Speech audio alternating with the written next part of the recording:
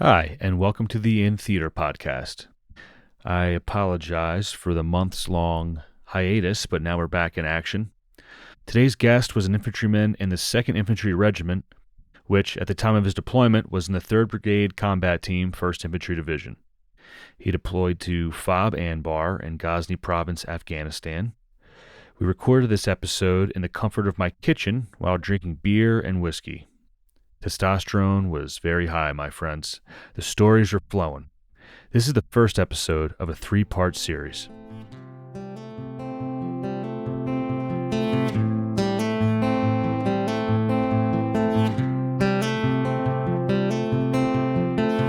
Okay, my name is Jacob Krupp. I live in a suburb called Lone Tree, Colorado. Right now during COVID, I'm in between jobs. So personal life, I'm a stepfather. I've got 2 dogs, a couple rabbits, a hamster at home, a loving wife, and it's a full-time job. So ready to pick up something else. I didn't know you had that many pets. Yeah, it's like a barn. It's like a barn. We're just Jacob's farm. Yeah. We don't have any crops. We have animals.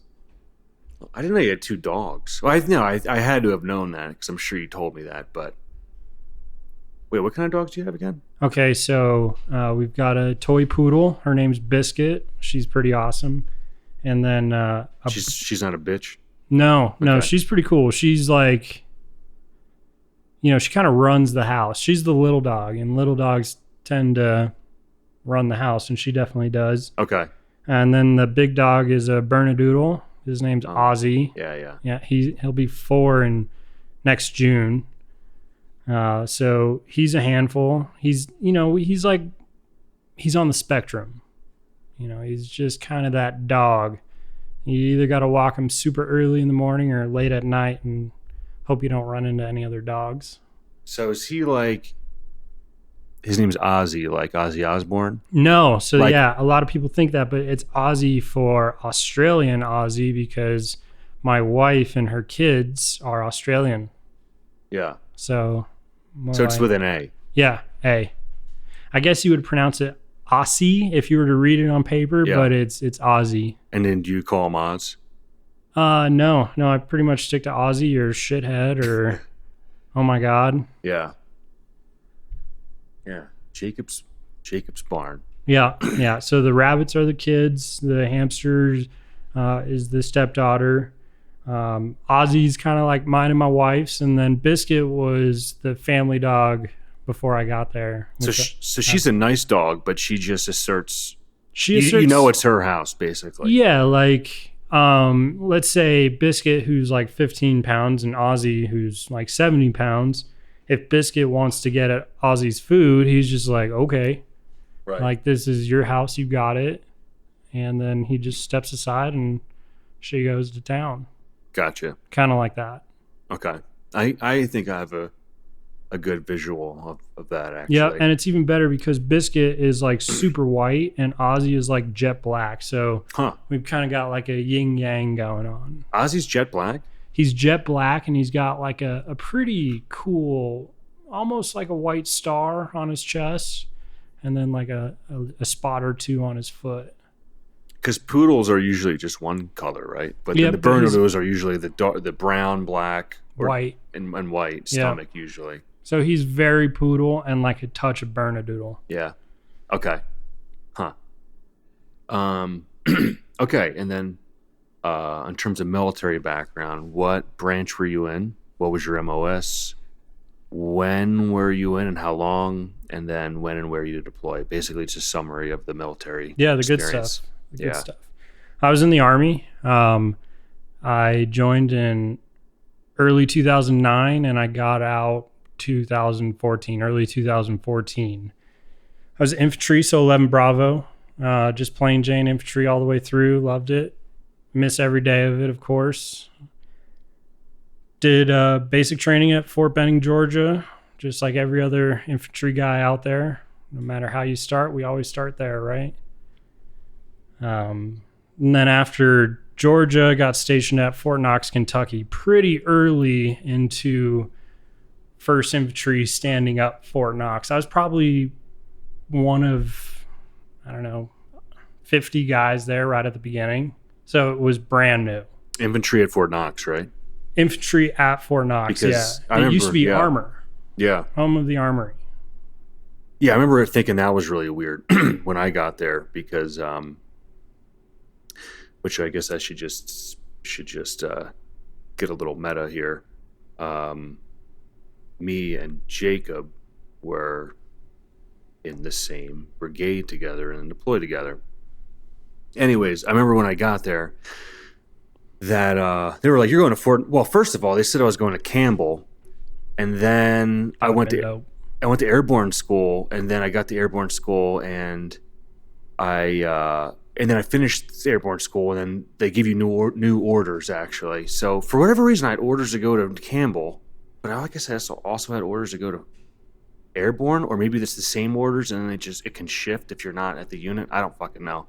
Anyways, it shifted to Fort Knox, and I was like, "That's weird." I thought that was a tanker base, but when you guys got there, it was probably because the previous guys had just probably shifted from Hood to Fort Knox, and like you guys were really the first infantry there. Yeah, actually, there was like hardly any Hood guys. It was a lot of just newbies, just people that have graduated airborne school. Yeah, were like the first people there, or new guys like myself, people that had just graduated basic training that barely knew how to do anything yet. We had just gotten out. I was the first time I was like free, right? I didn't have like a drill sergeant behind my back telling me where to go. Like I just had a packet to in process and figure it out by myself. But there were so little people there that it was just easy. You just kind of, I don't know. It was like a weird part of like an army phase that the army actually didn't even get there yet.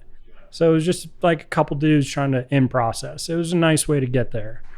But like what you were saying, how your orders change. I remember before I even got to Kentucky, when I was getting my orders, or at least they were telling us the duty stations that we could possibly be sent to, and it was awful. You either got sent to Germany, Italy, or Kentucky. Right. Those were the bases that were like, this is what you guys are getting sent to. You got Italy, which is like everybody's dream. Germany, like everybody's dream. And then you have like Kentucky. And so like, it's like, okay, like the chances are really good that you're going to go somewhere pretty nice. And then like, I got that and I was just like, this is all like, it's over. Like it's already over before I even got there. But I was actually pleasantly surprised with how Kentucky was, just the base itself. And not to mention we had like brand new barracks, and it was pretty nice. It was pretty cush from what I heard from other people coming from like Hood or other places.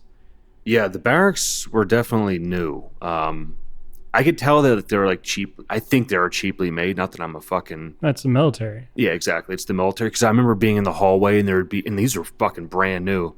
I remember being in the hallway and there'd be like a little, a decline, like almost as if like it wasn't flat in the hallway. There's a point where like if you put water there, it would run down that hill, and I'd be like, what the fuck? That's not how a fucking building's supposed to be. But they were new, so I really couldn't complain, like because I've heard horrible stories about people having to live in barracks that look like they're fucking like World War II era barracks. And yeah, like 6 guys to a room. Oh god, like I had my own fucking room. It really was like almost like a dorm. It was like a dorm. It was a dorm. It was exactly like a dorm. You have your private room, you share a bathroom, you share a little kitchenette, and then you share a floor with just a bunch of dudes. And you do what you do in a dorm. You just fucking party and do stupid shit and get up at 3:30, 4 o'clock, go run a couple miles, and hope to God you can make it back and do stupid shit that same night. Yeah. So you got out of basic. Got out of basic. Went to Fort Knox, and was the previous. Did the unit come back from their deployment by then? Because you got there in what, 2010, 2009? Yeah, I got there well, let's see. I graduated July. Yeah, so I got there in 2009. I got there probably late 2009, and again, it was bare bone. It was a skeleton crew, and there wasn't a lot there. And we stood that unit up. It was pretty nuts watching 5,000 people come in from when it was nothing. Yeah. And they weren't there when you got to that base. No. And they had and you went right to 2-2. Where did 2-2 go on that deployment? Do you know? Yeah, so we went to Ghazni Province. They did. 2-2. We did. But when you got there, coming back, what did 2-2 do? Yeah. Yeah, so they were also in the Korengal. Oh, they were? Yeah. Okay. Yeah. So I'm sorry. No, they weren't. I'm sorry, because like I said, my unit was a lot of green. There weren't a lot of people in my platoon specifically that saw a lot of combat, but there were a couple guys that did, especially in my company, and they all came from 126 Blue Spade or yours. Right. So and they all came from Korengal. So I'm actually not too sure where 2-2 came from before our deployment. Yeah. Because I only heard stories from the 126 guys, and it was just nuts. Yeah, it was like nuts. Yeah. So I might have been around some previous 2-2 guys before I got there. I guess I was just kind of naive, didn't really listen to what they were saying because I had the Korengal guys there, and I was just more focused on that. Yeah. Because I was actually under the impression that we'd be going back to the Korengal, or at least Kunar Province. And I was gearing up for that, and I was like, "Oh shit, here we go." Better sign that will. Yeah, but my deployment was different than that. But it sounds like. So, anyways, okay. So you watch them come back, and then you do like training shit. Yep, did a lot of training. Years of training actually. Yeah. So really got to know the guys that I was working with, serving with pretty well. We were pretty tight by the time we got to Afghanistan. There were a couple guys that made it in probably 8 to 6 months before we left, but that was probably as short as it was. And then the other people that were there, we were together for years. Yeah. Okay, and then you deploy in what year? So we deployed January 2011. Yeah. It was fucking cold. Yeah. It was super cold. Yeah, what was that process like? The process for me was actually pretty awful. So long story short, I had my tonsils taken out, I don't know, maybe 4 or 5 years ago. But before I had my tonsils taken out, I would just get sick all the fucking time, like brutally sick. Like, I swear to God, I thought I was going to die probably 40 times before I hit 20, just because I'd get like really bad throat infections, like tonsillitis and shit like that. It was just awful, like to the point where you just couldn't swallow. It was just like knives in your throat, right? And this would happen probably 3 or 4 times a year. And the doctor was like, nah, it's got to happen like 8 or 9 times before we take your tonsils out. And I was just like, you guys are nuts. But anyways, so maybe a week before I deploy. And we left maybe January 7th. It was early January. It could have even been like January 2 or something like that. But I was like, I swear, I was in the hospital. I was in like the Louisville hospital, because I was staying with my girlfriend at the time, and she lived with her parents in Louisville, and I was just like on my deathbed. And they were like, should we take him back to Fort Knox? I don't know. And they called my parents, and they were just like, take the dude to the hospital. We'll figure it out. So went to the hospital. I was just dying. Turns out it was like some tonsillitis thing. They gave me some antibiotics, and sure as shit, I was like with the deployment party ready to go. But like days before that, dude, I was seriously like in a hospital bed, like having one of these little throat things that I would get multiple times a year. Just like, could it get any worse? You know, the last couple days that you're in America, you should be partying, doing things, whatever. And I'm like stuck just trying to swallow. Yeah. And like, it was the deploying part for me was kind of rough because I was just getting back on my feet from this thing. So I was just like taking my antibiotics. I was pretty much knocked out for most of the plane ride, which was cool. But then where did we go? We went to Kyrgyzstan. No, so our first stop was Germany, right? We were in Germany. We didn't even leave the airport, waiting on military transport to Kyrgyzstan. Then we stay in Kyrgyzstan for a couple of weeks, wait for our gear to catch up with us, maybe a couple extra personnel and whatnot. And then from Kyrgyzstan, we head to Bagram. Okay. Bagram to Andar after that. But you went right to Andar from Bagram? No, so that was just our end route. So we stopped in, I think, Salerno or something like that. And then we got on Chinooks at Salerno. I think we were like 2 Chinooks deep or something like that with just Delta Company rolling out to Andar. Dropped in at night and like you just can't see anything. You know, it's pitch black. You don't know where the hell you are. You're in a different world. And then you wake up the next day and you see your surroundings and you're just like, what the fuck? Like what are we doing here? Like it just doesn't make sense. Yeah. None of it made sense to me. Our location was bad from the get-go in my mind. Yeah. Did you get your tonsils removed?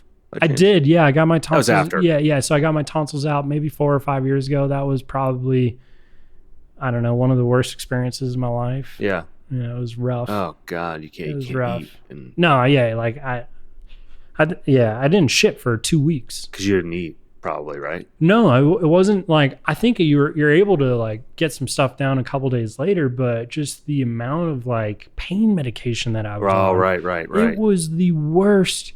Dude, I had like blood clots in my throat that I was literally coughing up blood and stuff. And I was like with my dad. He's just like, should I call the fucking like paramedics or something? Like that can be dangerous because that's why they really trying to do it now is because people can choke on their blood in their sleep. No shit.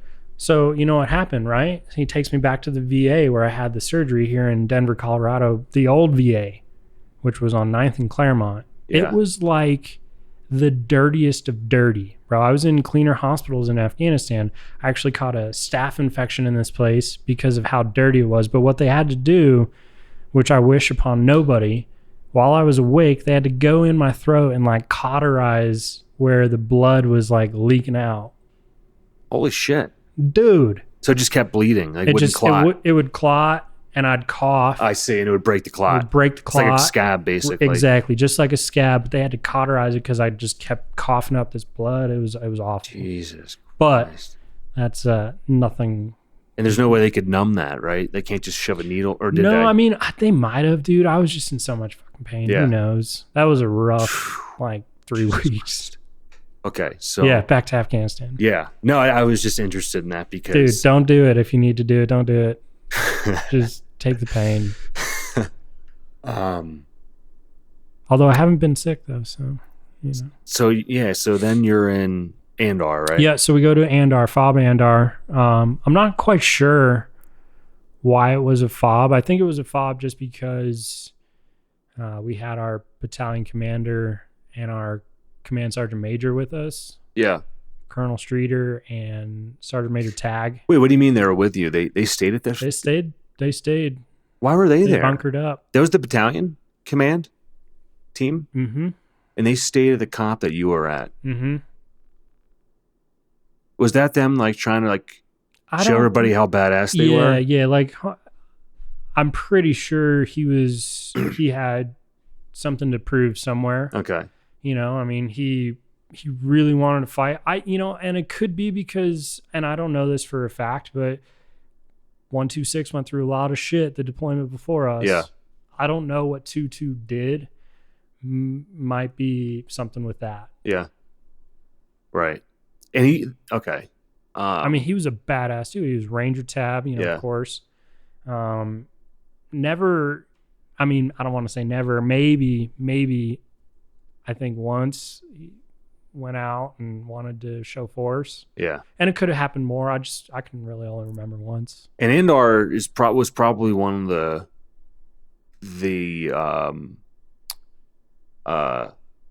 like it had probably more combat than the other spots 2-2 went to, right? from what I've heard and what I've been through and what I heard from other people, by far. I mean, from what you told me previously, it sounds like it was probably more than anything I knew of in that 126 had during that deployment. We were hot and certainly heavy where I every was. day. Yeah. I mean, I don't think there wasn't a day where we didn't see 1 to 5 rockets come in. Yeah. A couple times at night, they would try to literally overtake the base. Really? Oh yeah. Yeah. We had a couple night fights, which was interesting. I mean, it's with them in mass, like a bunch of them. Yeah. Like they would be driving at us. Holy shit. And we would be shooting at cars at night. Talk about not needing nods, right? Like they literally have their fucking headlights on. Yeah. So yeah, just describe the base that you were at. So it was actually kind of a I'm going to grab a beer. Yeah. Do you want one? Yeah, please. Should I wait? You can keep whatever you want to do. Keep going, actually. Yeah, keep going. Well, it's just wait. Yeah. Thanks. All right.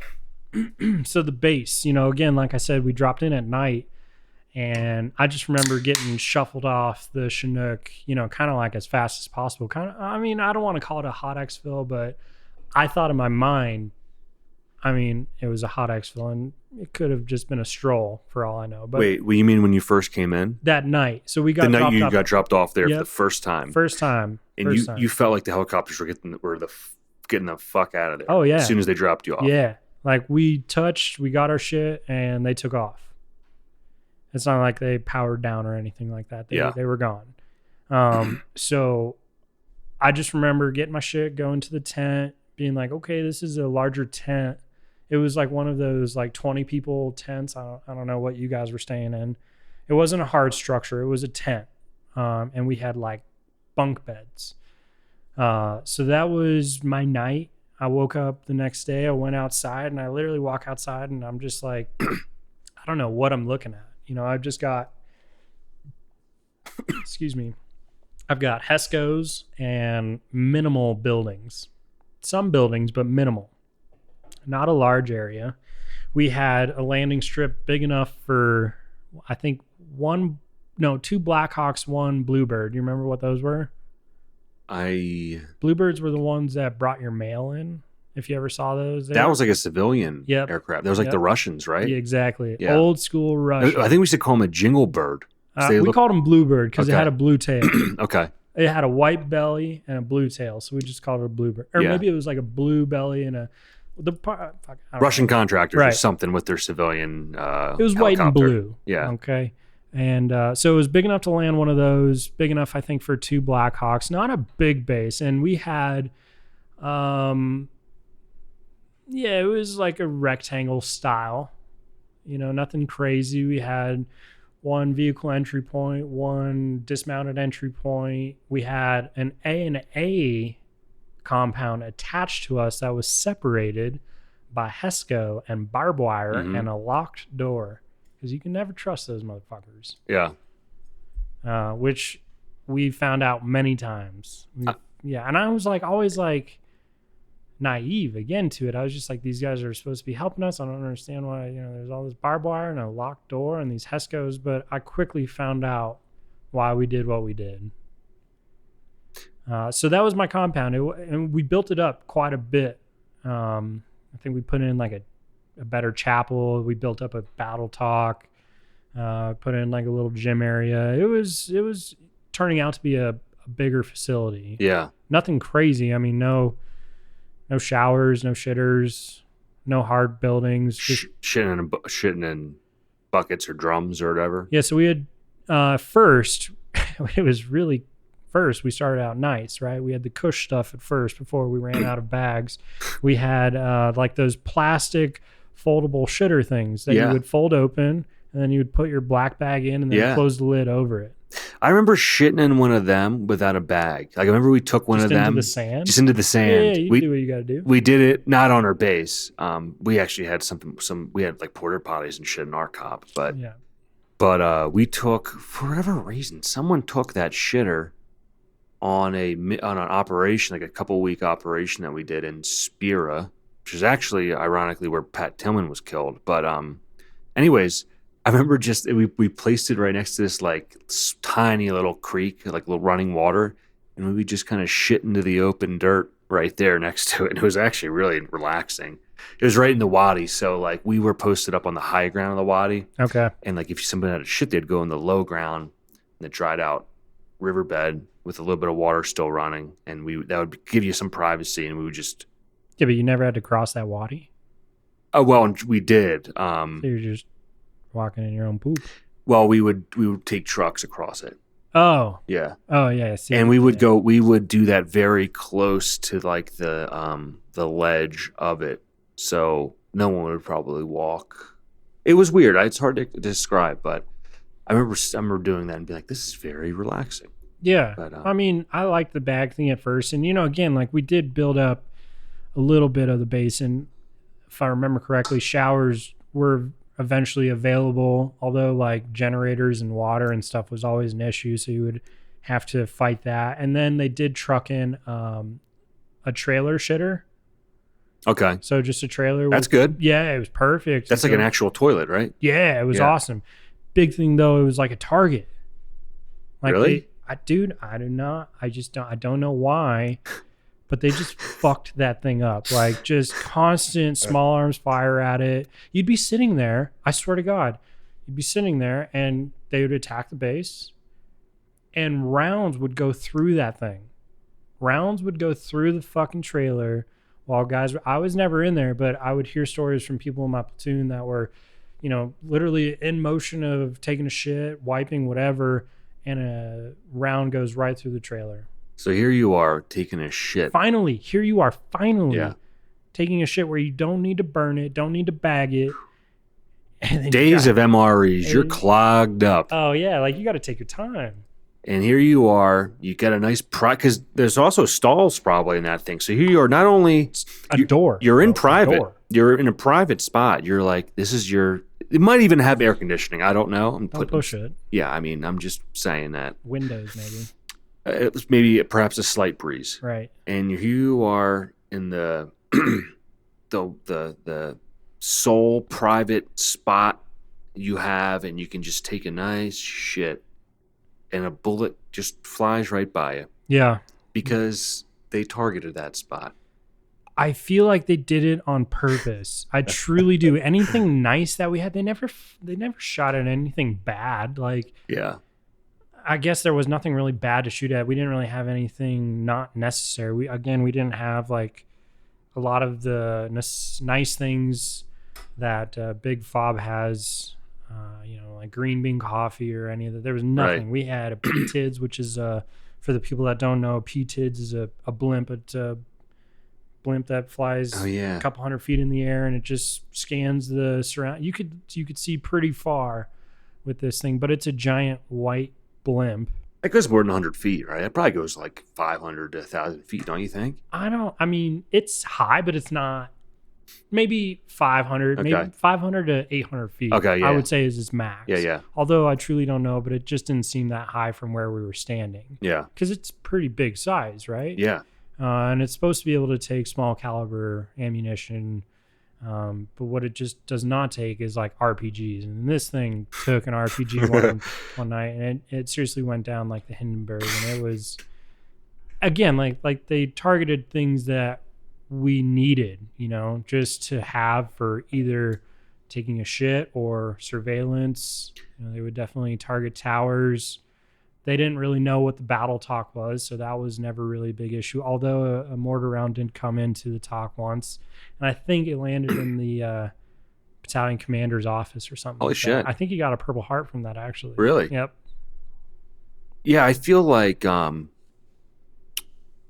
I can't help but like draw a relation between what you just described, like them popping shots at a thing, not really expecting to hit anybody or cause any type of damage. I can't draw a relation between that and like people who were setting shit on fire at like the riots and stuff. I feel like it's just like the riots that just took place. I can't help but feel like it's just like, it reminds kind of me as a kid, like just wanted to kind of like do something destructive to be destructive, and then kind of prove my manhood to myself. And I mean, do you blame them for any of that? I certainly don't. I would do the exact same thing. Exactly. Yeah, that's my point. I understood every bit of it. Yeah. That's my point, actually. Yeah, is that I feel like if this was our hometown, we would do a lot worse than that. Yeah. No, I agree with that. But yeah, I mean, that's a whole. But I think when you shoot, if you're 800 to 1,000 meters away and you're shooting at a giant blimp, it's like, okay, this is me doing my destruction, but I'm not really. But dude, no, don't even think like that. Yeah. These guys don't even read or write their own language. For all they know, there's a whole mess of people in this blimp. You think? Fuck yeah. You think there's just people in a blimp that's floating for? If I'm an Afghani, I don't know. I try not to think as with much education as I have. Yeah. Like, think of that. At least maybe not a whole mess of people, but one or two. Somebody's got to be flying this thing. They probably don't know about RC blimps. They probably don't know a guy's controlling that. I would say someone in a more organized, an organization, like it's someone who's actually Taliban, not an insurgent, not someone who is a pissed off villager. I think that's who we were dealing with, though. I think you're right. It's a lot less organized. Villagers. Like, seriously, and I say that with true purpose. I have seen it. I have seen people shoot at us, run out of ammunition, bury their weapon, and pick up a rake like they've just been fucking farming. Yeah. Like, come on. What do you think I'm going to do? Yeah. Okay, I give up too? Tie? Car? Like. Yeah. So, okay, so you're there. Yep, we're there. We're a smaller platoon as well. We're like 25 guys deep. Okay. So we run pretty lean. And then how many platoons are there? How many people in total in the outpost? So we had 4 platoons, and plus a A platoon as well. Yeah.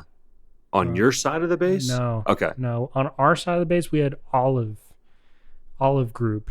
I don't know if you remember them. They were civilian contractors for the Afghani military. They manned our towers while we would go out on patrol. They were American civilians? Nope, or Afghan civilians? They were civilians? Afghanis. Okay. Bad dudes. Like bad as in shitty.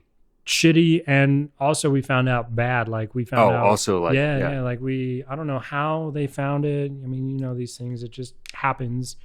They found documentation that they were planning on turning the guns inside on the base. Eventually, using our own weapons to just start shooting inside the. That would have been. I'll tell you what. That's actually a pretty creative idea, dude. It would have. That would have been massacred everybody. I mean, we had heavy weapons. We had 50 cals. We had 40 Bravos and 240 Bravos in every fucking tower. Stacks of ammunition. You name it. We had it. And we were also... They're already in strategic positions. So. Perfect positions. Again, they covered every entry and exit point. So you're just fishing a barrel, dude. Fishing a barrel. So we fired all of them on the spot one night. Get your shit, get out. I think you had like 5 minutes or whatever. And then it was fully run by platoon. So one platoon would go out, one platoon would man the towers and shit like that. It turned into a big clusterfuck. Yeah. It was a lean base. We didn't have a lot of people, but it was big enough.